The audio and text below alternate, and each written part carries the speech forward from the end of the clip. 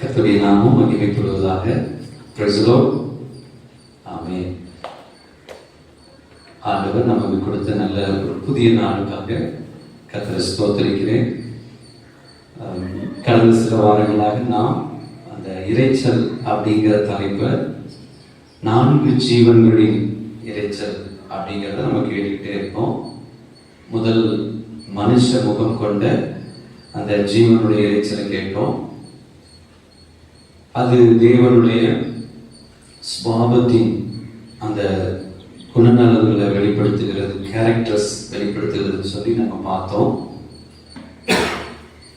இரண்டாவது நாம் சிங்க முகம், அது வெற்றியுள்ள வாழ்க்கை, கிறிஸ்துவின் வெற்றியுள்ள ஜீவியத்திற்கும் வெற்றியுடைய அனுபவங்களை குறித்து நம்ம தியானிச்சோம்.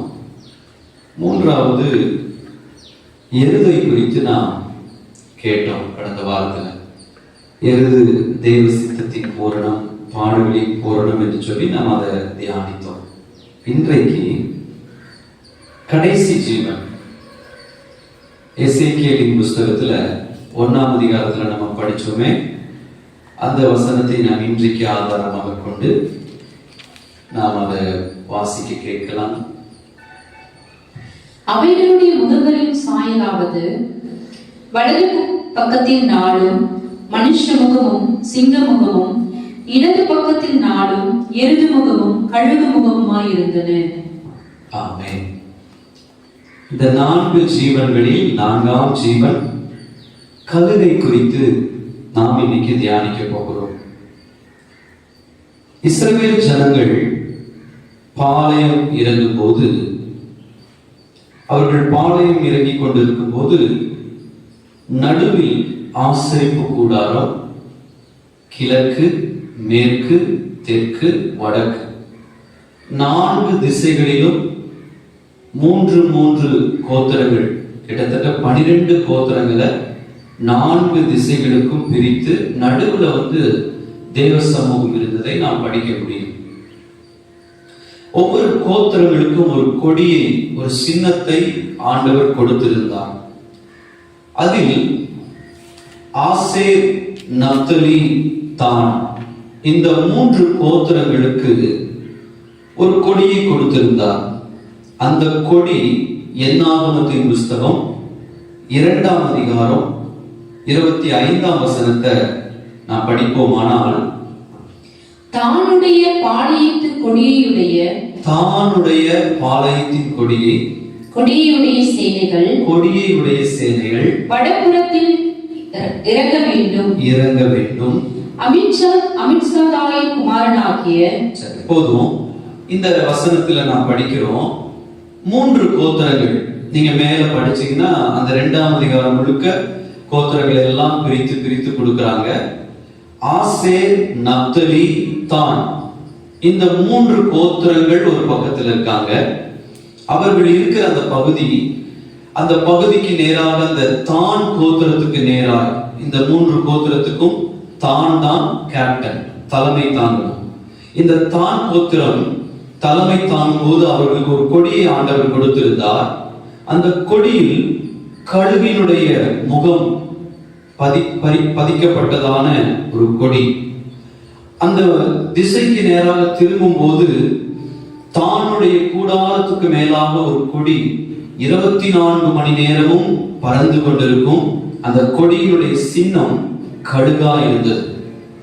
இந்த கழுகு சின்னம் அல்லது கழுகு எதை நமக்கு நினைப்பூட்டுகிறது என்று சொல்லி சில வசனத்தை நாம் எப்பொழுதும் தெரிந்த சில பகுதியை 1-2 நான் மேற்கோள் காட்டி முக்கியமாக ஒரு சில காரியத்தை மட்டும் நான் இந்த கழுவை குறித்து நாம் தியானிக்க போகிறோம்.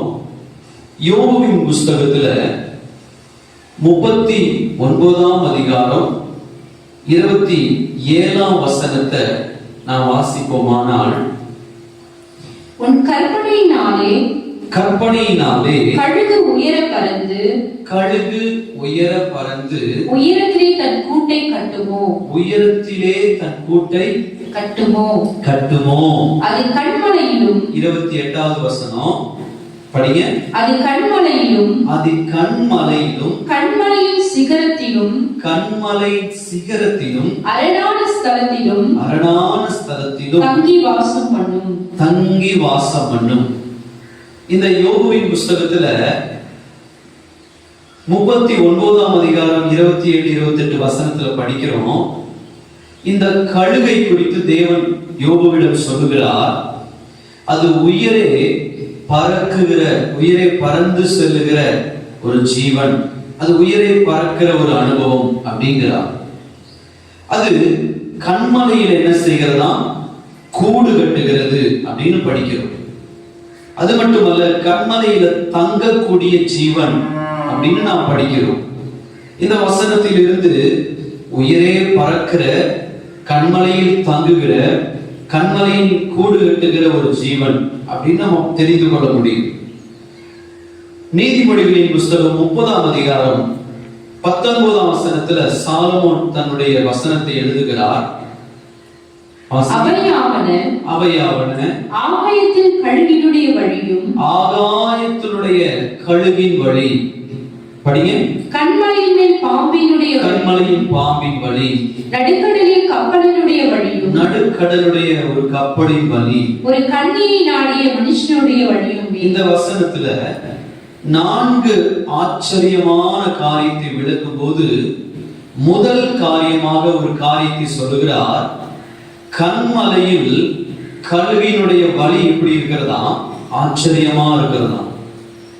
கண்மலையில் ஆச்சரியமான இந்த கழுகின் வழி, ஆகாயத்துல கழுகின் வழி, கண்மலையில ஒரு சர்ப்பத்தினுடைய வழி, அது மட்டுமல்ல நடுக்கடலில் பயணிக்கிற கப்பலுடைய பிரயாணத்தின் வழி, கன்னிகையை நாடிய ஒரு மனுஷனுடைய வழி. அப்படியானால் முதல்ல சொல்லுகிறேன், இந்த ஆகாயத்துல ஒருவேளை மேல ராக்கெட் செல்கிறது என்றால், அல்லது பிளைட்டோ வேற ஏதாவது செல்கிறது என்றால், அதற்கு ஏதோ ஒரு அடையாளம், ஒரு புகை மண்டலம் காணப்படும், ஏதோ ஒன்று நாம் அடையாளம் வைத்து கண்டுபிடித்து விடலாம், அதனுடைய இறைச்சலை வைத்து. ஆனால் இங்கு படிக்கிறோம், ஆகாயத்துல ஒரு கழுகு பறக்கிறது என்றால் அதனுடைய வழி அவ்வளவு ஆச்சரியமா. அதே போலதான் நம்மை தேவன் நடத்துகிற வழியெல்லாம் ஆச்சரியமா இருக்கிறது. இதுவரைக்கும் கர்த்தர் நம்முடைய குடும்பத்தை, நமது பிள்ளைகளை, நமது வியாபாரத்தை, ஊழிய பாதையை, நம்முடைய தேவைகளை எல்லாம் சந்தித்து நடத்தி வந்த விதம் ஆச்சரியமானது. ஆகாயத்துல கழுகினுடைய வழி எப்படி பிரமிக்கத்தக்கது, அது எந்த திசையில பறந்து வந்தது, எந்த திசையை நோக்கி பறந்து போகிறது என்று நமக்கு தெரியாமல் இருக்கிறதோ, அதே போலதான் கர்த்தர் நம்மை நடத்துகிற வழியும் இருக்கும் என்று இந்த கழுகின் வழி பாடத்தில் இருந்து நாம் படிக்கிறோம். ஆமென். அது மட்டுமல்ல, யாத்திராகமத்தின் புஸ்தகம் 19ஆம் அதிகாரம் 4ஆம் வசனத்தை நாம் படிப்போமானால், எகிப்து தேசத்திலிருந்து இஸ்ரவேல் ஜனங்கள் அவர்கள் புறப்பட்ட நேரம் முதல் கொண்டு கானானுக்குள் பிரவேசித்த நேரம் வரைக்கும் 40 ஆண்டுகள் அவர்களை என்ன செய்தார் என்று படிக்கிறோம். நான் எகிப்தியருக்கு செய்ததையும் நான் உங்களை, இஸ்ரவேல் ஜனங்களை பார்த்து சொல்லுகிறார், நான் உங்களை கழுகுகளுடைய செட்டைகளின் மேல் சுமந்து உங்களை என்னுடைய சேர்த்து கொண்டதையும் நீங்கள் கண்டிருக்கிறீர்கள். அந்த வசனத்துல படிக்கிறோம், எப்படி கழுகு தன் செட்டைகளின் மேல தன் குஞ்சுகளை, தன்னுடைய கழுகை சுமந்து வருகிறதோ, அதே போலதான் 40 ஆண்டு காலம் முழுவதும் என்னுடைய செட்டைகளின் மேல் உங்களை சுமந்து வந்தேன். தன்னை கழுகை போல பாவித்து ஆண்டவர் சொல்லுகிறார், தன் எப்படி தன்னுடைய கழுகு தன்னுடைய குஞ்சுகளை செட்டைகளில் சுமக்கிறதோ அதை போலவே நானும் சுமந்தேன் அப்படின்னு ஆண்டவர் சொல்லுகிறார். சரி, இந்த கழுகை குறித்து இந்த கழுகு நமக்கு என்ன சொல்லுகிறது? சங்கீதத்துல 103ஆம் சங்கீதம் 5ஆம் வசனத்துல தாவீது ஒரு வார்த்தை எழுதுகிறார். நன்மையினால் உன் வாயை திருப்தியாக்குகிறார். கழுகுக்கு சமானமாய் உன் வயது திரும்ப வாழ வயது போலாகிறது. அங்க வசனத்துல படிக்கிறோம், எப்படி கழுகு திரும்ப பலன் பெறுகிறது?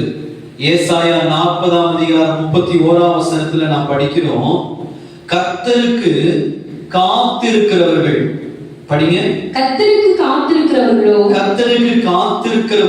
புது பலன் அடைந்து கழுகுகளைப் போல செட்டைகளை அடித்து எழும்புவார்கள். அவர்கள் ஓடினாலும் இளைப்படையார்கள். அந்த கழுவின் பலனை பெற்றவர்கள் ஓடினாலும் இளைப்படையார்கள். நடந்தாலும் சோர்ந்து போக மாட்டார்கள் அப்படின்னு தீர்க்கதரிசி எழுதுகிறார்.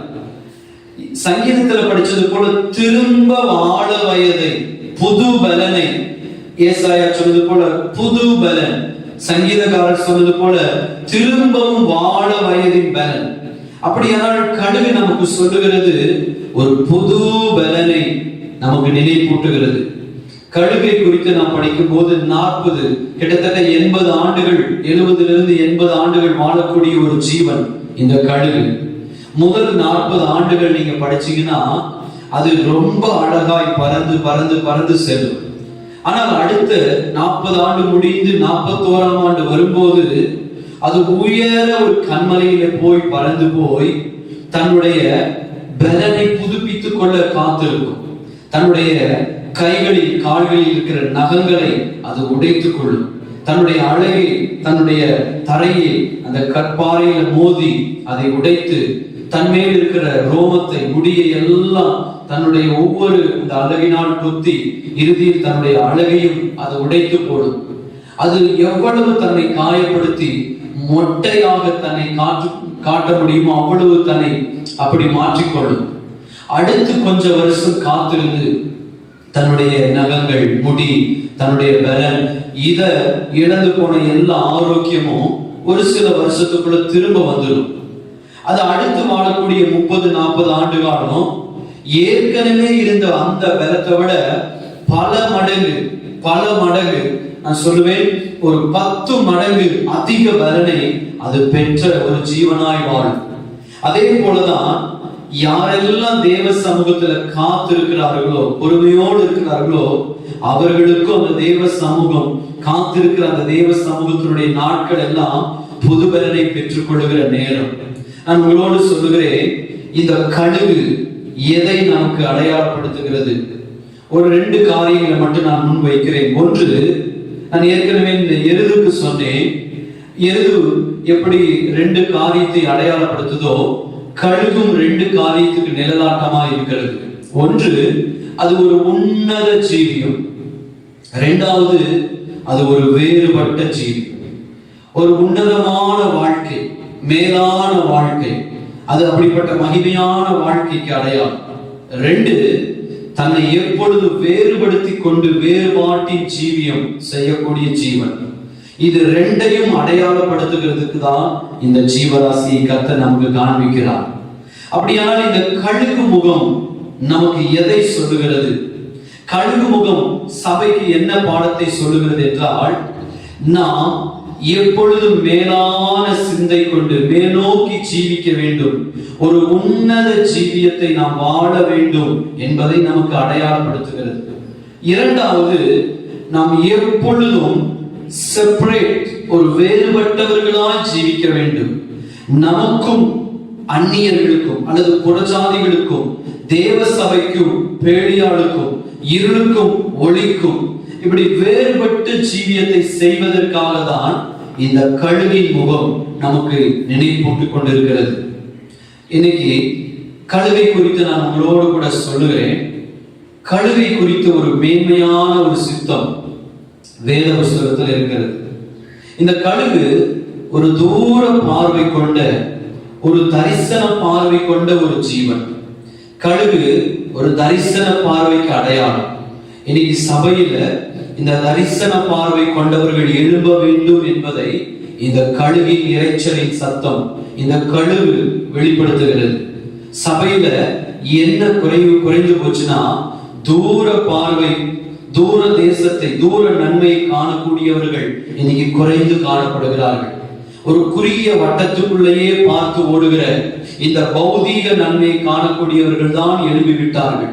தூர தரிசனத்தை, தூர மகிமையை, தூர ஆசீர்வாதங்களை காணக்கூடிய கண்கள் உடையவர்கள் இல்லாமல் போய்விட்டார்கள் என்று சொல்லி இந்த சத்தம் வெளிப்படுத்துகிறது. சரி, இந்த நாட்கள்ல இந்த கழுகை குறித்து ஒரு காரியத்தை நான் சொன்னேன். ஒன்று உன்னத ஜீவியத்துக்கு அடையாளம், மற்றொன்று வேறுபாட்டின் ஜீவியத்துக்கு அடையாளம். இந்த நாட்கள் இந்த கழுகை குறித்து ஒரு காரியத்தை சொல்லி இந்த செய்தியை நான் நிறைவு செய்கிறேன். மீகாவின் புஸ்தகம்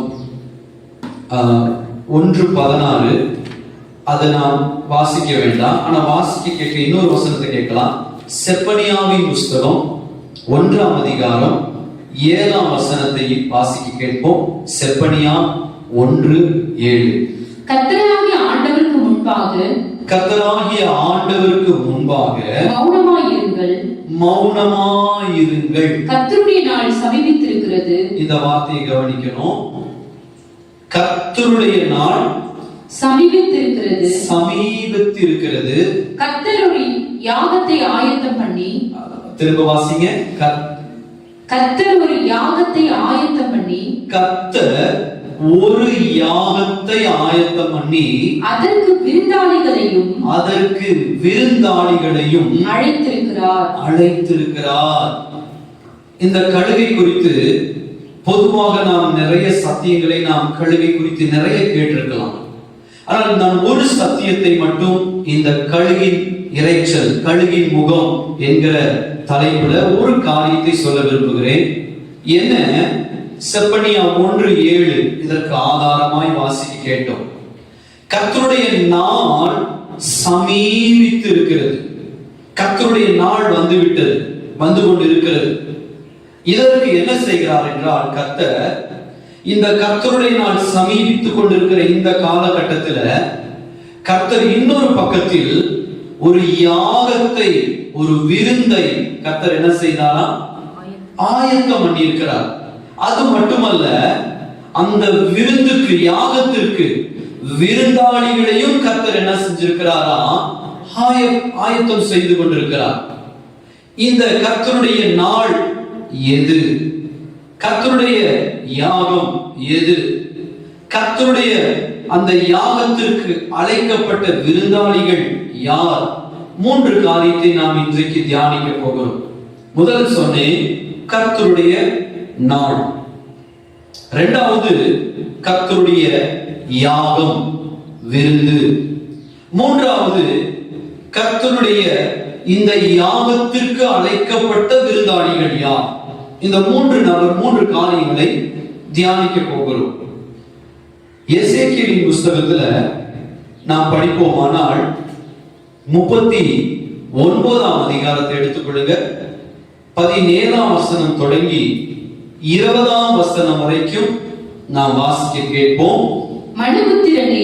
மனுபுத்திரனே, கர்த்தராகிய ஆண்டவர் சொல்லுகிறது என்னவென்றால், நீ சகலவித பட்சிகளையும் வாசிச்சிருங்க, வெளியில் இருக்கிற சகல மிருகங்களையும் நோக்கி, நீங்கள் ஏகமாய் கூடிக்கொண்டு இஸ்ரவேலின் மலைகளில் நான் உங்களுக்காக செய்யும் யாகமாகிய மகா யாகத்துக்கு சுற்றிலுமிருந்து வந்து சேர்ந்து மாம்சம் தின்று ரத்தம் குடியுங்கள். நீங்கள் பராக்கிரமசாலிகளின் மாம்சத்தை தின்று பூமியினுடைய பிரபுக்களின் ரத்தத்தை குடிப்பீர்கள். அவர்கள் எல்லாரும் பாசானிலே கொழுத்து போன ஆட்டுக்கடாக்களுக்கும் ஆட்டுக்குட்டிகளுக்கும் வெள்ளாட்டு கடாக்களுக்கும் காளைகளுக்கும் சமானமானவர்கள். நான் உங்களுக்காக செய்யும் யாகத்திலே நீங்கள் திருப்தியாகும் அளவும் கொழுப்பை தின்று வெறியாகும் அளவும் ரத்தத்தை குடிப்பீர்கள். 20வது வசனம், இவ்விதமாய் என் பந்தியிலே குதிரைகளையும் ரத வீரர்களையும் பராக்கிரமசாலிகளையும் சகல யுத்த வீரர்களையும் தின்று திருப்தியாவீர்கள் என்று கர்த்தராகிய ஆண்டவர் உரைக்கிறார் என்று சொல்லு. எசேக்கியேல் 39ஆம் அதிகாரம் 17ஆம் வசனத்திலிருந்து 20வது வசனம் வரைக்கும் படிக்க கேட்டோம். நான் கொஞ்ச நேரத்துக்கு முன்பாக செப்பனியா 1:7 உங்களோடு சொன்னேன். கர்த்தருடைய நாள், கர்த்தர் செய்கிற யாகம், கர்த்தர் இந்த யாகத்திற்கு கூப்பிடுகிற சில விருந்தாளிகள் அப்படின்னு நம்ம படிச்சோம். இந்த வசனத்துல நாம் படிச்சோம், எசேக்கியேல் 39ஆம் அதிகாரம் என்ன? இந்த வசனம் இதனோடு கூட தொடர்ச்சியாக இன்னொரு வசனத்தையும் நம்ம படிக்க போகிறோம். வெளிப்படுத்தின விசேஷம் 19ஆம் அதிகாரம் 17ஆம் வசனத்திலிருந்து 20ஆவது வசனம் வரைக்கும் படிங்க. பின்பு ஒரு தூதன் சூரியனில் நிற்க கண்டேன். படிச்சிருங்க அப்படியே. அவன் வானத்தின் மத்தியில் பறக்கிற சகல பறவைகளையும் பார்த்து, நீங்கள் ராஜாக்களின் மாம்சத்தையும் சேனை தலைவர்களின் மாம்சத்தையும் பலவான்களின் மாம்சத்தையும் குதிரைகளின் மாம்சத்தையும் அவைகளின் மேல் ஏறி இருக்கிறவர்களின் மாம்சத்தையும் சுயாதீனர், அடிமைகள், சிறியோர், பெரியோர் இவர்கள் எல்லாருடைய மாம்சத்தையும் பட்சிக்கும்படிக்கு மகாதேவன் கொடுக்கும் விருந்துக்கு கூடி வாருங்கள் என்று மிகுந்த சத்தத்தோடு கூப்பிட்டான். பின்பும் மிருகமும் பூமியின் ராஜாக்களும் அவர்களுடைய சேனைகளும் குதிரையின் மேல் ஏறி இருக்கிறவர்களோடும் அவருடைய சேனையோடும் யுத்தம் பண்ணும்படிக்கு கூடி வர கண்டேன். அப்பொழுது மிருகம் பிடிக்கப்பட்டது. மிருகத்தின் முன்பாக செய்த அற்புதங்களால் அதன் முத்திரையை தரித்திருக்கிறவர்களையும் அதன் சுரூபத்தை வணங்கினவர்களையும் மோசம் போக்கின கள்ள தீர்க்கதரிசிகளையும் கூட பிடிக்கப்பட்டான்.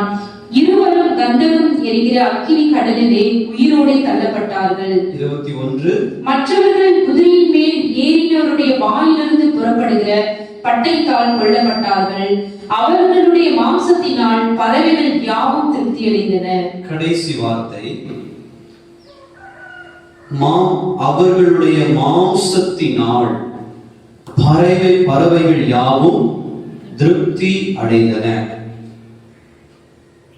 என்ன கடுகு முகம் அப்படின்னு சொல்லிட்டு இந்த 2 சம்பவத்தை நான் உங்களோடு சொல்லுகிறேன், யோசிக்க வேண்டாம், நான் உங்களுக்கு புரியுற மாதிரி சொல்கிறேன்.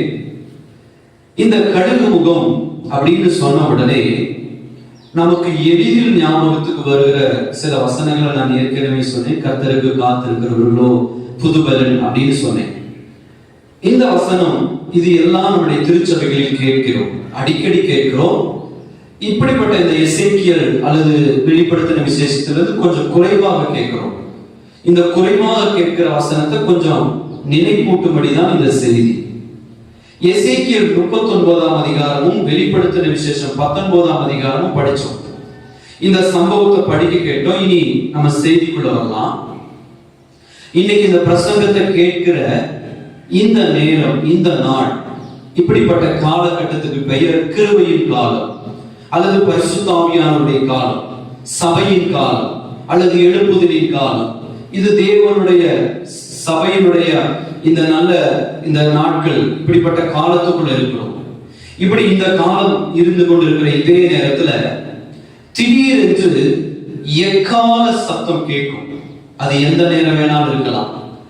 இந்த எக்கால சத்தம் கேட்கிற அந்த நேரம், அதற்கு பெயர் மணவாளனுடைய நேரம், கர்த்தருடைய நாள் அல்லது ரகசிய வருகை என்றெல்லாம் அந்த நேரத்தை நாளை குறிப்பிடுவோம். அப்படி மத்திய வானத்துல எக்கால சத்தம் தொனிக்கிற அந்த நேரம் எப்ப வேணாலும் வரலான்னு சொன்னேன். அந்த நாள் கர்த்தருடைய நாள். அந்த நாளுக்கு பிறகு, அந்த நிமிஷத்துக்கு பிறகு கிறிஸ்துவுக்குள் மரித்தவர்கள் எல்லோரும் எழுந்து தேவ சமூகத்துக்கு போவார்கள். மத்திய வானத்துல மணவாளனுடைய சத்தத்தை நோக்கி போவார்கள். பின்பு உயிரோடு இருக்கிற நாமும், கர்த்தருடைய கிறிஸ்துவுக்குள் இருக்கிற நாமும் வருகையில் எதிர்கொண்டு போவோம். அதற்கு பிறகு இந்த பூமியில் 7 ஆண்டுகள் அந்த கிறிஸ்துவினுடைய தலைமையில் ஆட்சி நடைபெறும். முதல் 3.5 ஆண்டுகள் உபத்திரவங்கள் நடைபெற்றுக் கொண்டிருக்கும். அது புறஜாதிகளும் எல்லாரும் பரவலாய் கைவிடப்பட்டவர்களுக்காக இருக்கும். அது அடுத்த 3 ஆண்டுகள் யூதர்களுக்கான மகா உபத்திரவங்களை நாம் பார்க்க முடியும். இந்த 7 ஆண்டுகள் இப்படி உபத்திரவம் நடந்து கொண்டிருக்கும் போது 7 ஆண்டுகள் முடிந்து அந்த தருணத்துல சகரியாவின் புஸ்தகத்துல 14ஆம் அதிகாரத்துல படிக்கிறது போல ஒலிவ மலையின் மேல் கர்த்தருடைய பாதங்கள் வந்து இறங்கும். பரிசுத்தவான்களாகிய நாமும் அவரோடு கூட வெள்ளை குதிரையின் மேல் ஏறியவர்களாய் அந்த ஒலிவ மலையின் மேல் நாமும் நிற்போம். அப்படி இருக்கும்போது அந்த இடத்துல கர்த்தருடைய நாள், பகிரங்க வருகை, குத்தினவர்கள் யாவரும் காண்பார்கள். இயேசுவை குத்தினவர்கள், இயேசுவை காயப்படுத்தியவர்கள் எல்லாரும் மார்பில் அடித்துக் கொண்டு புலம்புவார்கள். கர்த்தருடைய அந்த பகிரங்க வருகை, அதற்கு கர்த்தருடைய நாள் என்றும் சொல்லப்படுகிறது. இந்த இப்படிப்பட்ட நாட்கள் போய்கொண்டிருக்கிற நேரத்துல, இந்த 7 ஆண்டுகள் உபத்திரவ காலத்துல, அதுல அர்மகதோன் யுத்தம் என்று ஒன்று நடைபெற போகிறது. இந்த அர்மகதோன் யுத்தம் எப்பொழுது நடைபெறும் என்றால், உபத்திரவ காலம் முடிகிற அந்த நேரத்துல தான் அர்மகதோன் யுத்தம் முடியும். எப்போ அர்மகதோன் யுத்தம் முடியுதோ அப்போ உபத்திரவ காலம் முடிவுக்கு வரப்போகுது என்று அடையாளம். அப்படியானால் இந்த அர்மகதோன் யுத்தம் நடைபெற்றுக் கொண்டு இருக்கிற இடம் அது எங்க நடக்கும் அப்படின்னா, பாலஸ்தீன தேசத்துல இன்றைக்கும் இருக்கிறது. பாலஸ்தீன தேசத்துல மெகிதோ என்கிற பள்ளத்தாக்கு, வேலி ஆஃப் மெகிதோ, மெகிதோவின் பள்ளத்தாக்கு, இந்த மெகிதோ என்கிற பள்ளத்தாக்கு இன்றைக்கும் இருக்கிறது. நீங்கள் அந்த பள்ளத்தாக்கை கவனிக்கலாம். ஒருமுறை சரித்திர பூகோள ஆராய்ச்சியாளர்கள் ஒருமுறை அவர்கள் இந்த மெகிதோ பள்ளத்தாக்கை ஆராய்ச்சி செய்யும் போது, அந்த நாட்களில் அந்த ஆராய்ச்சிக்கு தலைமை தாங்கி வந்த ஆர்சி மெகன்ட்ரி என்கிற ஒரு ஆராய்ச்சியாளர் தன்னுடைய டீமோடு கூட மெகிதோவை அவர்கள் ஒரு ஹெலிகாப்டர்ல போய் அவர்கள் ஆராய்ச்சி செய்து கொண்டிருந்தார்கள். அப்படி மெகிதோவை முழுக்க ஆராய்ச்சி செய்யும் போது, மெகிதோவில் ஒரு குறிப்பிட்ட இடத்துல ஒரு விதமான கழுகுகளின் கூட்டம், ஒரு சில கழுகுகளின் கூட்டம் இருக்கிறதை கவனித்தார். அந்த கழுகுகள் எப்படி இருக்கிறது என்றால், சராசரியா இருக்கிற ஒரு கழுகை விட 5 மடங்கு அது உடல் எடை கூடியதாக இருக்கிறது. சராசரி கழுகை விட அதிகமாய் அது பார்க்கவே பயங்கர ரூபம் கொண்டதா இருக்கிறது. அதிகமாய் தன்னுடைய கழுகுகள் முட்டையிட்டு அநேக கழுகுகள் குஞ்சுகள் அந்த இடத்துல இருக்கிறதை அந்த டீம் குழுவினர்கள் கண்டார்கள். அதில் கண்டு வந்து விட்டார்கள். அந்த இடத்துக்கு அவர்கள் போக முடியாது. ஏனென்றால் அந்த இடத்துக்கு போவார்கள் என்றால் அந்த கழுகுகள் அவர்களை தொந்தரவு செய்யும். அதனால அந்த இடத்துக்கு அது மிக அருகில் போக முடியல. தூரத்தில் இருந்து சில போட்டோஸ், சில புகைப்படங்களை எடுத்து அவர்கள் அதை ஆராய்ச்சி இடங்களில் செய்து கொண்டிருந்தார்கள். அவர்கள் மெகிதோ பள்ளத்தாக்கை எங்கு சுற்றி பார்த்த போது அவர்கள் கண்களில் கண்ட ஒரு அரிய காட்சி இந்த கழுகின் கூட்டம். இந்த கழுகின் கூட்டத்தை கண்ட உடனே அந்த கழுகின் கூட்டம், அது எல்லா கழுகுகளும் வித்தியாசமா இருந்தது.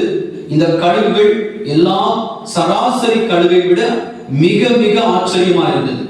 ஒவ்வொரு கழுகுகளும் பல கிலோ எடை மாம்சத்தை தின்னக்கூடிய அளவுக்கு உடல் சரீரம் பெருத்ததா இருந்தது.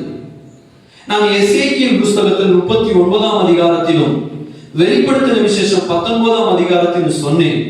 செப்பனியா 1ஆம் அதிகாரம் 7ஆம் வசனத்துல துவக்கத்துல சொன்னேன், கர்த்தருடைய நாள் ஒன்று வருகிறது. கர்த்தர் ஒரு யாகத்தை ஆயத்தப்படுத்துகிறார். கர்த்தர் அந்த யாகத்திற்கு விருந்தாளிகளை ஆயத்தப்படுத்துகிறார் என்று சொன்னேன். இந்த சம்பவத்துல நீங்கள் படிக்கும் போது, இந்த மெகிதோ பள்ளத்தாக்கில் அர்மகதோன் யுத்தம் நடைபெற போகிறது. வேத புஸ்தகம் நமக்கு வெளிப்படுத்தின விசேஷத்துல நீங்கள் படிக்கலாம். இந்த அர்மகதோன் யுத்தம் நடக்கும் போது பல ஆயிரக்கணக்கான குதிரைகள், யுத்த வீரர்கள், ரதங்கள், அநேக லட்சக்கணக்கான யுத்த புருஷர்கள் இந்த மெகிதோ பள்ளத்தாக்கில் அவர்கள் ஸ்தோத்திரம் மாண்டு கிடப்பார்கள். லட்சக்கணக்கான பேர் யுத்தம் செய்து யுத்தத்துல மரித்து கிடப்பார்கள். அப்படி லட்சக்கணக்காய் செத்து கிடக்கிற இந்த யுத்த புருஷர்கள், அந்த ஸ்தோத்திரம் அர்மகதோன்ல கைவிடப்பட்டு மரித்தவர்கள், அவர்களுடைய சரீரத்தை யாரும் போய் அவர்கள் ஒன்று சேர்த்து எரிக்க முடியாது. ஏன்னா எல்லாரும் செத்து கிடப்பார்கள். அப்படியானால் அந்த மாம்சத்தை தின்று, அந்த மாம்சத்தை சாப்பிடுவதற்காக கர்த்தர் அந்த ஒரு யாகம், அந்த யுத்தத்தை ஆயத்தப்படுத்தி அந்த மாம்சங்களை எல்லாம் சாப்பிடுவதற்காக ஒரு விருந்தாளிகளை ஆயத்தப்படுத்தி இருக்கிறார். அந்த விருந்தாளிகள் யார் என்றால் மனுஷர் கிடையாது. அது இன்றைக்கு மெகிதோ பள்ளத்தாக்குகளில் வளர்ந்து வருகிற ஒரு விதமான ராட்சச கழுகின் கூட்டம் தான். அந்த மாம்சத்தை திங்குகிற அந்த கழுகின் கூட்டம் பறந்து வரும். அந்த மாம்சத்தினுடைய எல்லா சதைகளை ஒவ்வொருவருடைய மாம்சத்தை, அது ராஜாவுடைய, சுயாதீனுடைய, ஏழைய, அடிமையோ, எல்லா தரப்பட்ட மனுஷனுடைய மாம்சத்தை இன்றைக்கு ஸ்தோத்திரம் வளர்ந்து வருகிற அந்த கழுகு கூட்டம் ஒரு நாள் வேகமாய் பறந்து வந்து எல்லாருடைய மாம்சத்தை பட்சிக்க வரும். இந்த சத்தத்தின் வாயிலாக உங்களுக்கு சொல்லுகிற வார்த்தை என்னவென்றால், இந்த கிருபையின் காலத்துல கர்த்தர் நமக்கு கொடுக்கப்பட்ட நல்ல இரட்சணிய நாட்கள்ல மனம் திரும்புவதற்கு ஏற்ற செய்தியை கேட்டும் இன்றைக்கும் மனம் திரும்பாமல் துணிகர பாவம், தொடர்ந்து தொடர்ந்து துணிகரத்தின் மேல் துணிகரம், பாவத்தின் மேல் பாவம், அக்கிரமத்தின் மேல் அக்கிரமம், இச்சை மேல் இச்சைகள், விபச்சாரங்கள், வேசித்தனங்கள், ரகசிய பாவங்கள், குடி, சீட்டாட்டம், இன்னுமாய் அநேக ஸ்தோத்திரம் மாய்மால சீரியம், இப்படிப்பட்ட பாவங்கள் செய்து கொண்டிருக்கிற கிறிஸ்தவர்களாகிய நம்மில் அநேகர் கைவிடப்படுவோமானால், ஒருவேளை அந்த கூட்டத்துல இந்த செய்தி கொடுக்கிற நானோ நீங்களோ இருக்கக்கூடாது என்பதுதான் என்னுடைய ஜெபம். இன்னைக்கு கர்த்தர் கொடுக்கிற இந்த கிருபையின் நாட்களை நாம் கர்த்தருக்கு பயந்து மனம் திரும்ப வேண்டும். ஸ்தோத்திரம். ஏன் என்று சொல்கிறேன் என்றால், ஸ்தோத்திரம், ஒரு சாதாரண ஒரு கிளி அது தன்னை ஸ்தோத்திரம் கொத்துகிறது என்றால், ஒரு காகம் கொத்துகிறது என்றால் நமக்கு ஸ்தோத்திரம் வழி தாங்க முடியாது. ஆனால் இந்த மாംசத்தை சாப்பிடுவதற்காகவே இந்த விருந்தாளிகளின் கூட்டமாகிய கழுகின் கூட்டத்தை கர்த்தர் ஆயத்தப்படுத்தி கொண்டு வருகிறார் மெகிதோ பள்ளத்தாக்கில். அந்த மெகிதோ பள்ளத்தாக்கில் நம்மில் சிலர் கைவிடப்படக்கூடாது. நாம் அந்த கூட்டத்திற்குரியவர்களாய் மாறக்கூடாது.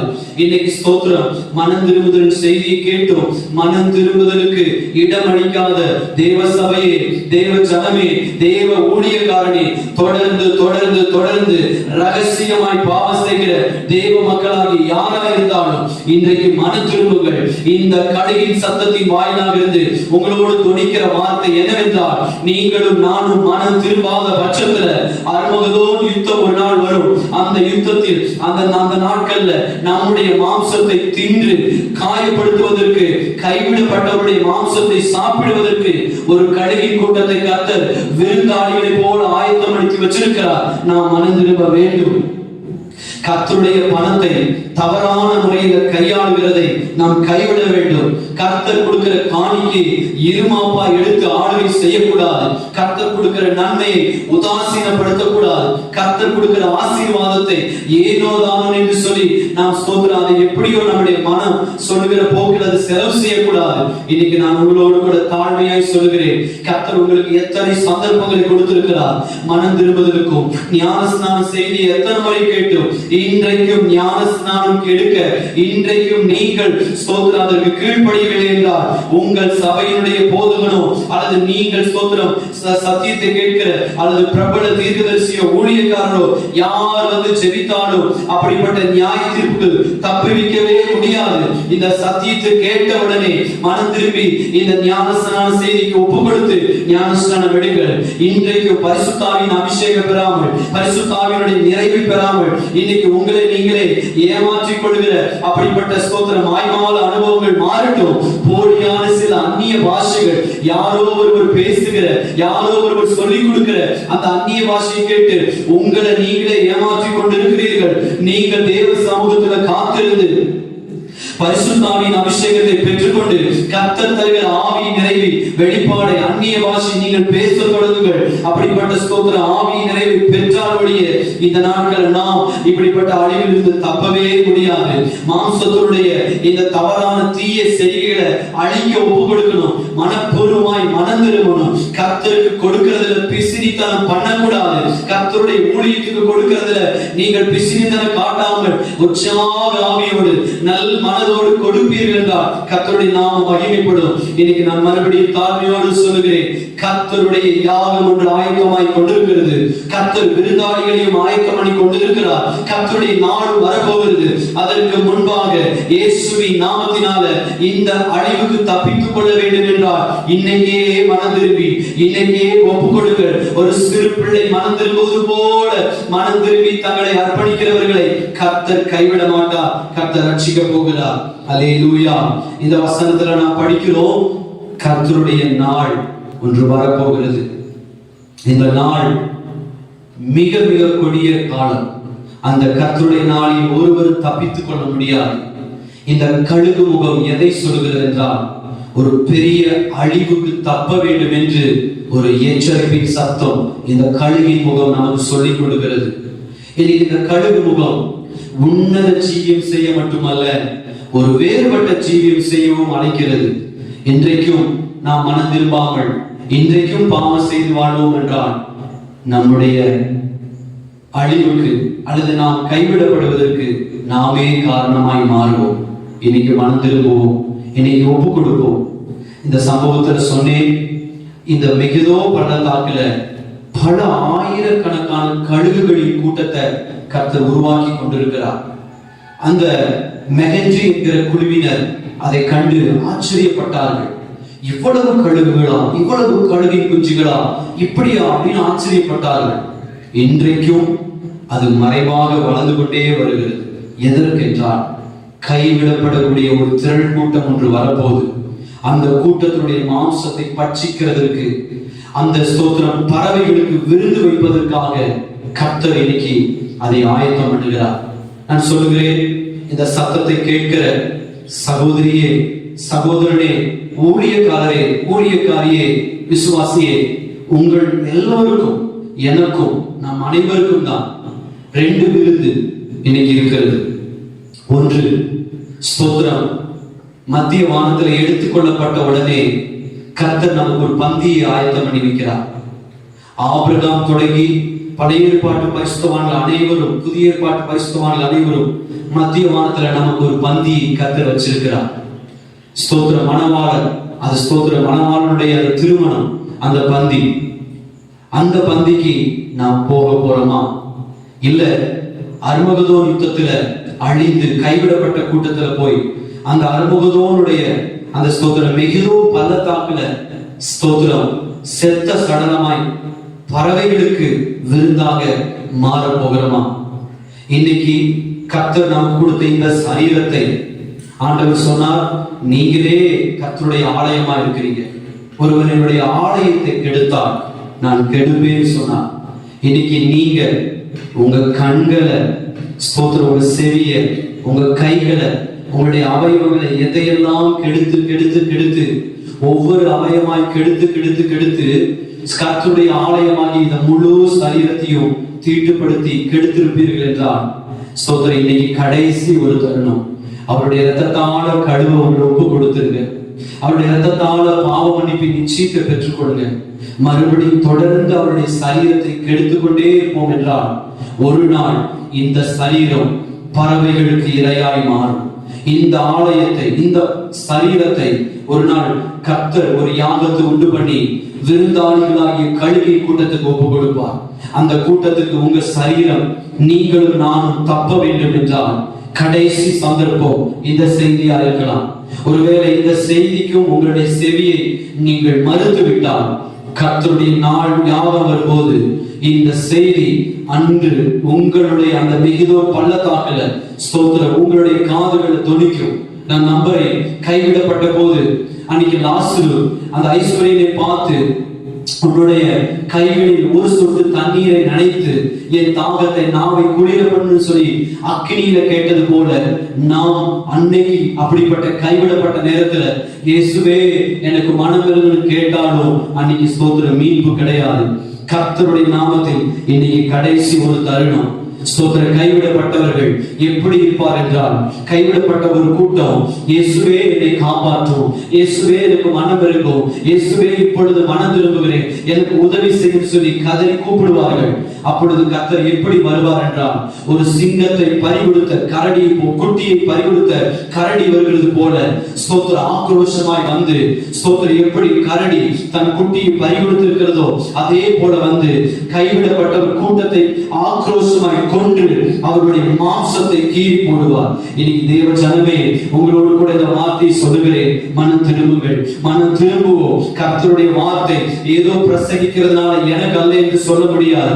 உலகத்தில் இருக்கிற ஒவ்வொருவருக்கும் இந்த சத்தம், இந்த சத்தத்தின் வாயிலாக தேவன் சொல்லுகிறது, இன்றையே ரட்சணிய நாள், இன்றையே ஸ்தோத்திர அனுக்கிரக காலம், இப்பொழுதே கர்த்தர் நமக்கு கொடுக்கிற கடைசி சந்தர்ப்பங்கள்.